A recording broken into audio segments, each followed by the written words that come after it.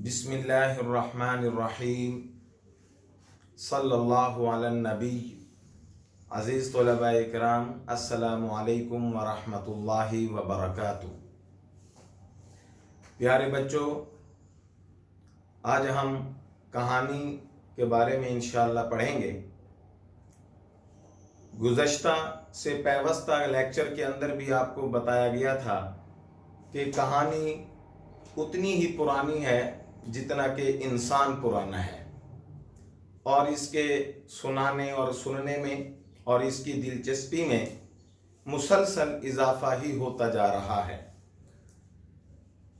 और कहानियों की तश्कील का असल मकसद नई नस्ल इंसानी को आलमी शऊर से रोशनास कराना होता है।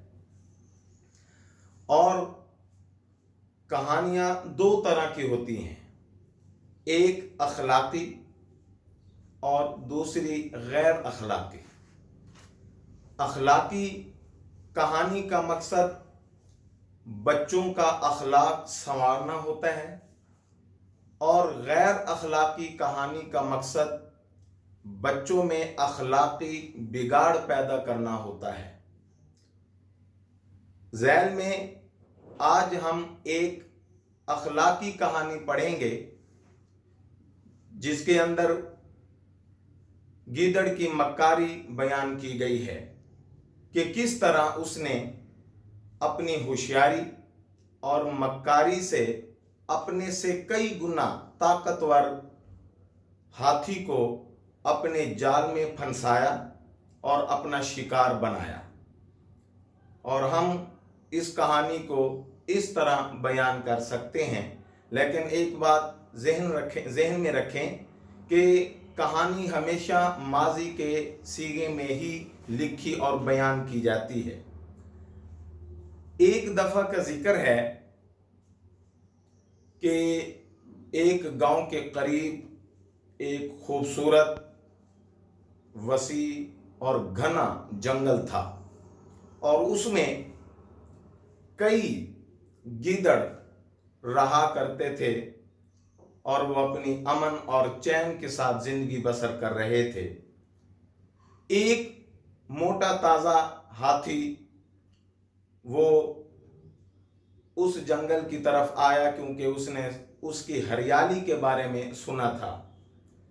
तो जब वो उस जंगल में आया तो गीदड़ उसे देख देख कर उनके मुंह में पानी आता रहता और दिल ही दिल में उसके गोश्त का मजा लेते रहते।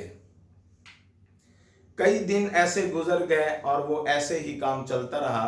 तो एक दिन तमाम गीदड़ एक जगह पे इकट्ठे हुए और उस हाथी को मारने की तजवीज करने लगे। ऐसे में ही एक उम्र रसीदा गीदड़ उसने कहा कि आप एक मुर्दा हाथी का गोश्त खाने की फिक्र कर रहे हो, सोच रहे हो, और मैं आपको एक जिंदा हाथी का गोश्त खिला सकता हूं। तो वो तमाम गीदड़ उसकी इस बात से खुश हो गए और उसको अपना लीडर बना लिया।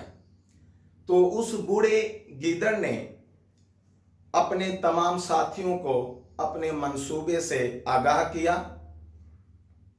और आगाह करने के बाद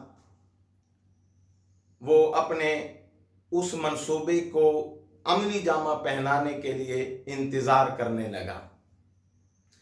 एक रात का जिक्र है कि वो हाथी उस जंगल के अंदर टहल रहा था।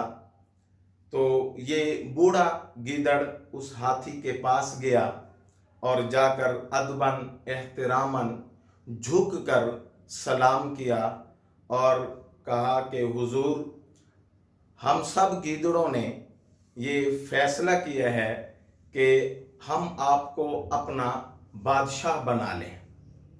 तो हाथी ने जब ये बात सुनी तो वो खुश हो गया और कहा कि मुझे ये मंजूर है, चलें हम सब गीदड़ों की मंजूरी ले लेते हैं। इस तरह हाथी गीदड़ के साथ चल पड़ा, और चलते चलते, और वो जो बूढ़ा गीदड़ था वो उस हाथी को अपने मंसूबे के मुताबिक उसको ऐसे इलाके की तरफ ले गया जिसमें बहुत गहरी दलदल थी। दलदल प्यारे बच्चों उसको कहते हैं, ऐसी जमीन होती है जिसमें उसकी सतह तक पानी होता है लेकिन मगर उसकी ऊपर पानी नमूदार नहीं होता, उस जमीन को दलदल कहते हैं। तो वो उस तरफ ले गया, क्योंकि गीदड़ का वजन कम होता है। जब वो उस दलदल की जगह पर पहुंचा तो वो उछलता कूदता हुआ उस दलदल के ऊपर चलने लगा, दौड़ने लगा। और जो हाथी था वो बादशाही की खुशी में बदमस्त होकर वो चलता रहा कि दलदल के अंदर घुटनों तक बुरी तरह फंस गया। अब उसने चीखना चिल्लाना शुरू किया कि मुझे बचाओ, मुझे निकालो, मुझे बचाओ, मुझे निकालो। तो उस वक़्त वो जो बूढ़ा गीदड़ था उसने कहा कि बादशाह सलामत, मैं तो छोटा हूँ और आप इतने भारी हैं, मैं आपको अकेला तो नहीं निकाल सकता। अगर आप इजाज़त दें तो मैं अपने साथियों को बुला लूँ। हाथी मरता क्या न करता, उसने इजाज़त दी और कहा कि जल्दी बुलाओ। तो वो मंसूबे के तहत करीब ही वो बाकी तमाम गीदड़ छुपे हुए थे। उस बूढ़े गीदड़ ने अपनी ख़ास आवाज़ के अंदर उसने पुकारा तो वो सारे गीदड़ बाहर निकल आए और फौरन आकर उस हाथी पर हमला कर दिया। तो वो हाथी चीखता रहा, चिल्लाता रहा, अपनी सूंड को हिलाता रहा, लेकिन तमाम गीदड़ उसका वहीं पे खड़े खड़े सारा का सारा गोश्त चट कर गए और वो फिर खुशी खुशी गीदड़ वापस चले गए। इस कहानी का अखलाकी सबक ये है कि खुशामद बुरी बला है, कि प्यारे बच्चों किसी को धोखा नहीं देना चाहिए, किसी के साथ फरेब नहीं करना चाहिए।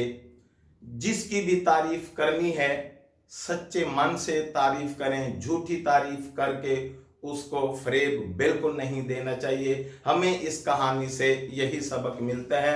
अब आपने इस एक सबक तो ये हो गया और दूसरा सबक ये है कि किसी के धोखे में भी आपने नहीं आना। अगर आपकी कोई झूठी तारीफ करता है आप उसके चक्कर में भी बिल्कुल ना आए। और इस कहानी को अब आपने बार बार पढ़ना है, सुनना है और अपने छोटे बहन भाइयों को भी सुनाना है और लिखना भी है। अस्सलामु अलैकुम व रहमतुल्लाहि व बरकातुहू।